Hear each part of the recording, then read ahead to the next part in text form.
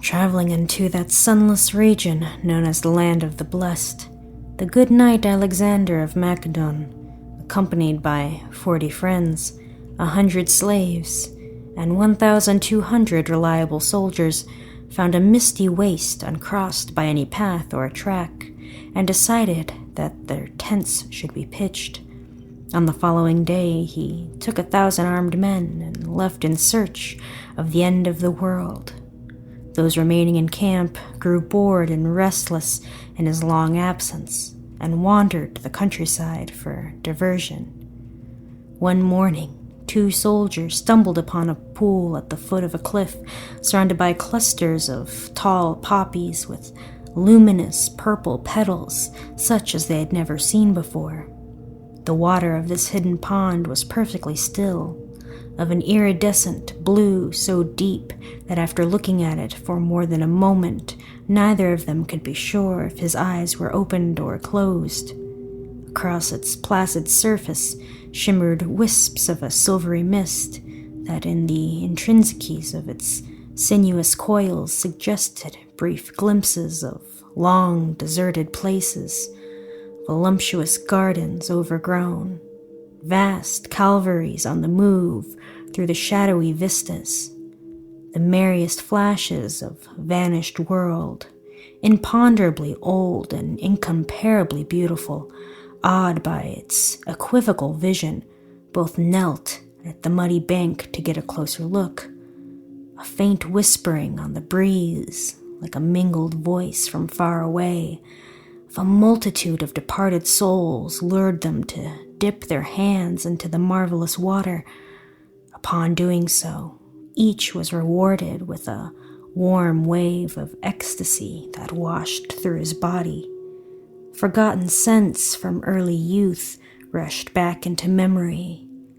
Those first days with his mother's care, and all the colors of the little village of his birth vividly burst forth in his imagination, as stirring as if both seen for the first time and after a lifetime's absence. One soldier, shocked by such intense sensations, pulled his hand out, experiencing a sharp pain precisely opposite to the pleasure he had felt. A pang of regret swept over him, as if in one stroke he had lost everything he had ever held dear. Meanwhile, his comrade, discovering that the delightful feeling ceased almost immediately after contact, plunged his other hand, then both arms, into the dazzling blue liquid, until he leaned precariously over it to the point of falling in. When his partner pulled him back by the shoulders, he shrieked in agony.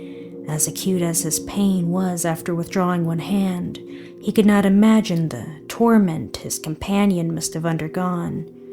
He released his grip, and the other dove headlong into the spectral water to disappear without casting a ripple.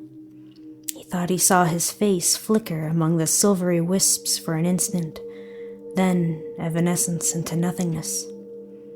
Terrified by what had just happened, he rushed back to camp to tell the other soldiers, many of whom ventured into the wilderness to witness the strange pond for themselves.